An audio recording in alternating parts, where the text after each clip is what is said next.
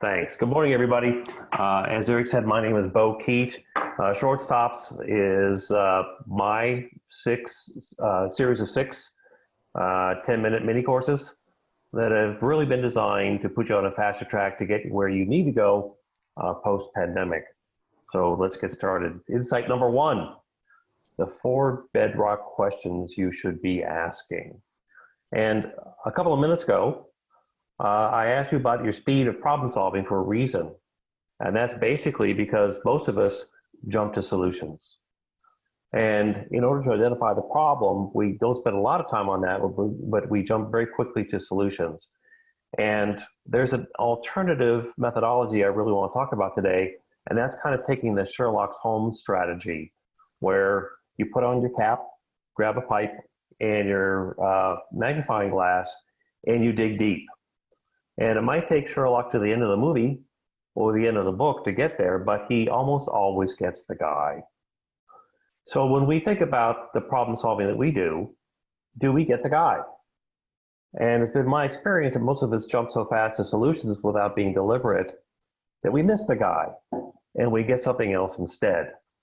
So what I'd like to introduce are the 4 questions. And they're bedrock questions for being more deliberate in how you think about your problems. And they include what you actually know and how do you know it? And what do you need to know and how can you learn it? And these are 4 questions that I have burned on the back of my brain whenever I walk into a client setting. I can use them for teams and problem solving. I can use them for coaching for anybody in the operation. They're great questions to have in general because it makes people think instead of just respond quickly. So I'd actually like to show you how I set this up. This is for teamwork. So we frame the investigation, being Sherlock, into a 2x2 matrix with the questions laid out as you see them. And we go about it like this. We find raw data that is meaningful, and we present it in a way that others can understand. And from that data, we draw facts. So what are the facts the data is talking about, and what's that really telling me about what's going on? And after we're done with that, we usually have a whole bunch of stuff we don't know yet in order to really figure out what's going on. So we make a list of other facts that are missing, but could be important to understand what's really going on and define the problem. And then we have to figure out how to run around and get that data. So how do we create it? How do we find it? Who do we need to talk to? Things like that. So that's the frame. I actually wanted to share a real example with you. This is from a past client, maybe 6 years ago, a hospital in Western Michigan, where they were trying to reduce the falls that patients undergo while they're in the hospital care. So it's called patient falls, and some people fall. So I walked into the quality director's office, and we sat down, and she had a PowerPoint presentation teed up for me. And this was the first slide. You can't see it well, but it's a line. So she talks about it. I said, well, that's very interesting. What are you trying to tell me with this data? She said, oh, well, what I'm actually trying to show you is that our patient falls are decreasing. And that's a trend line over time of falls. I said, oh, that's very good. And then she showed me the next slide, this pie chart. And she said, okay, this is where they fall. And what's the purple blue stuff is actually rehab. The location is rehab. So we talked about it and created a fact that most falls occur at rehab. And you could do percentage, but she didn't want to go that way. And then she showed me another slide, the stacked bar chart. And the red, I'm sorry, this is a chart of the type of fall. And the red is the lower to the ground. So lower to the ground is a fall where you're kind of expected to fall. You might be in rehab, and there's someone there to catch you as you fall. And she said 25% of the falls are lower to the ground. That's good because it usually doesn't result in injury. And the last one was this slide. And the blue-purple, once again, is the type of, or the result of the injury, rather, or the result of the fall. And it turns out that 20% of the falls incur injury. So that took about half an hour to get through. And then we stopped and he said, great. I'm just wondering, what do you still need to know? What would still be helpful in further clarifying what's happening with your patient falls? And that stumped her. She had to think for a while, but then she started really putting some good stuff down. The first thing she said was, I don't know where falls with injury occur. I know location of falls, I know how many injuries, but we haven't really crossed them over to understand where the falls with injury occur. And within that, there's a special type of fall or a special type of injury that's fractures and bleeds. Those are the really bad ones. I really want to know what those are. And I said, well, how can you learn that? She thought about it and she said, well, there's a report we don't use. It's a historical occurrence report, and I can go look at it and we can use it for this need, and we can get that information. I said, great. What else is on your mind? She goes, well, there's this thing we do when patients are admitted into the hospital. It's a protocol for assessing patient risk of falling. And so we have this protocol, and I have no idea if there's any correlation between the people the people who do fall and whether or not they have a high or low risk of falling. And that'd be really good to know. And she said, the only way I can find that out is to do a chart review of all the patients who fell, because that's the only place where the assessment is located, in the chart review. Okay. And then she finally said, oh, by the way, there's this program we put together several years ago called the Falling Star Program for repeat offenders.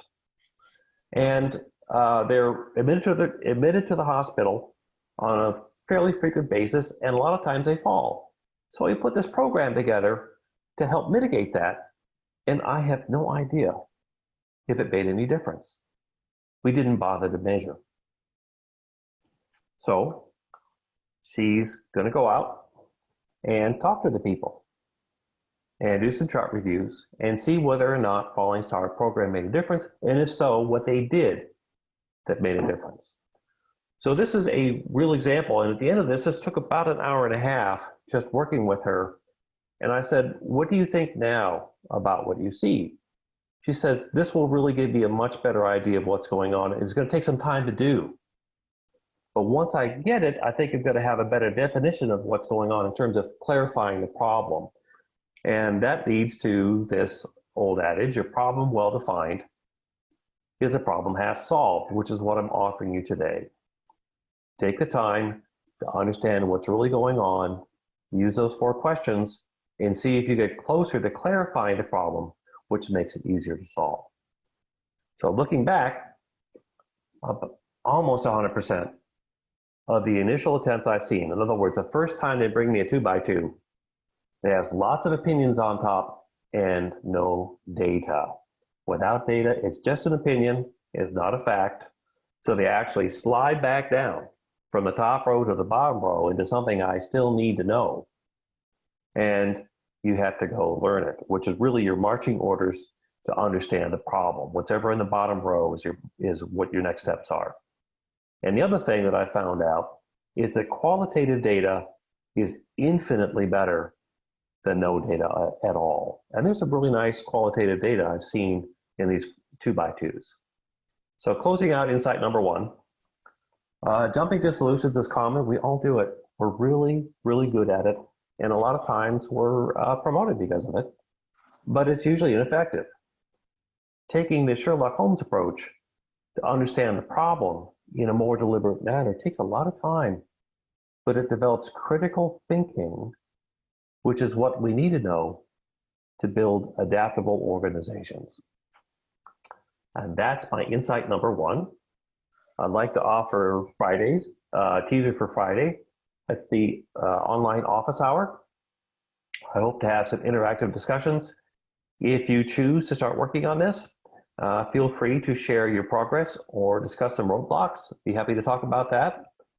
And more than anything else, it's an opportunity to do some collaborative networking, which I think is critical to help build our collective skills and capabilities, not only getting out of the pandemic, but just progressing our organizations. So with that, I'd like to turn it back to, oh no, not quite, sorry. Next up. Next Monday, I have to do an advertisement or commercial. Insight number 2 is finding hidden capacity. And I have a hint. It's right in front of you. So let's find it together. Okay. Well, Beau, it looks like we forgot to give the folks a homework problem for the follow-up Friday that they're going to do. So, Beau, why don't you go ahead and do that now? Yes. So in the mindset of train, do, instead of just sitting here for 10 minutes and listening to me saying that's great, I actually want to try you to try something because you don't really learn much until you try. So here's what I'd like you to do before Friday. I want you to take a big problem and then start the 2x2 process with a couple of people inside that problem. Work together on this as a team. Gather some data to the best of your ability, populate all the 4 quadrants or corners of the 2x2, and then create some questions. Now that you see this stuff, now that you're struggling, what questions do you now have now that you're practicing? Bring them along with your work on Friday and we can talk. So that's your assignment for now. Thank you.